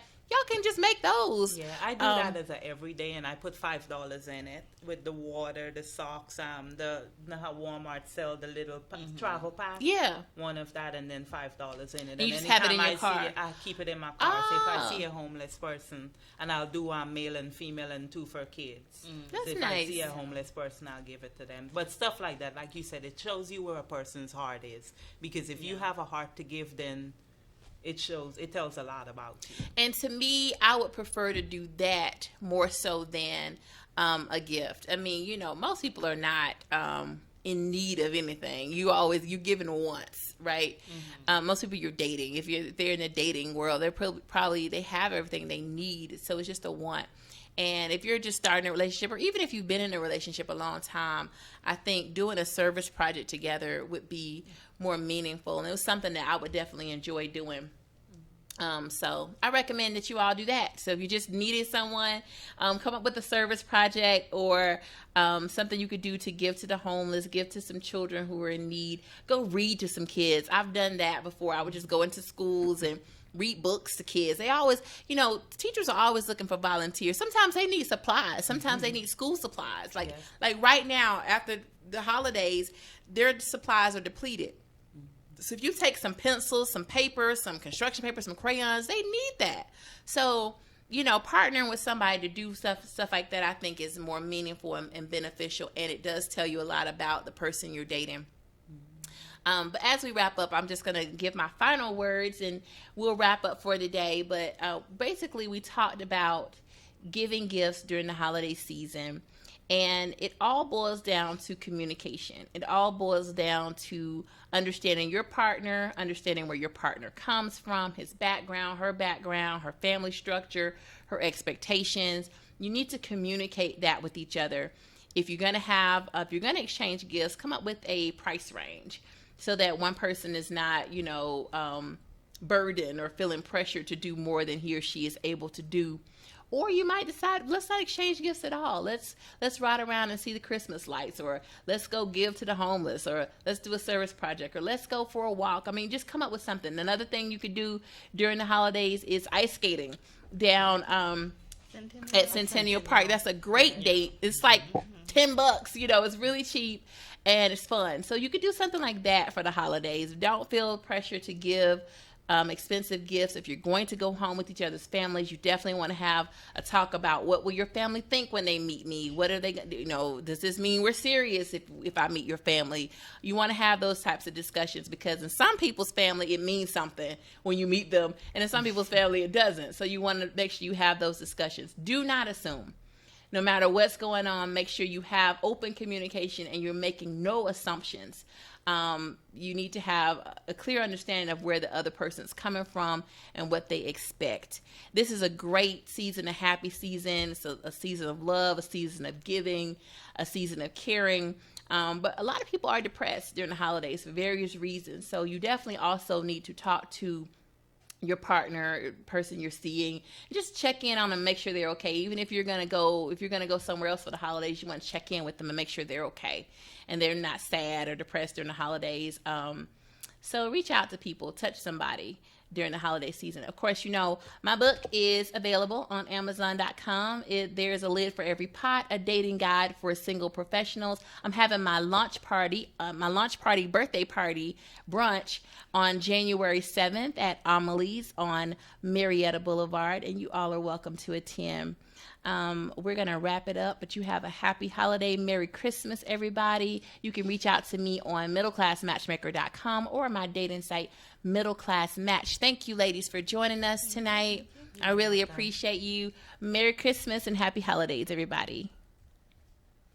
The biggest station in the world, playing all of today's hits. You're listening to Instinct Radio. You're listening to Conversations with Cupid Radio on instinctradio.net.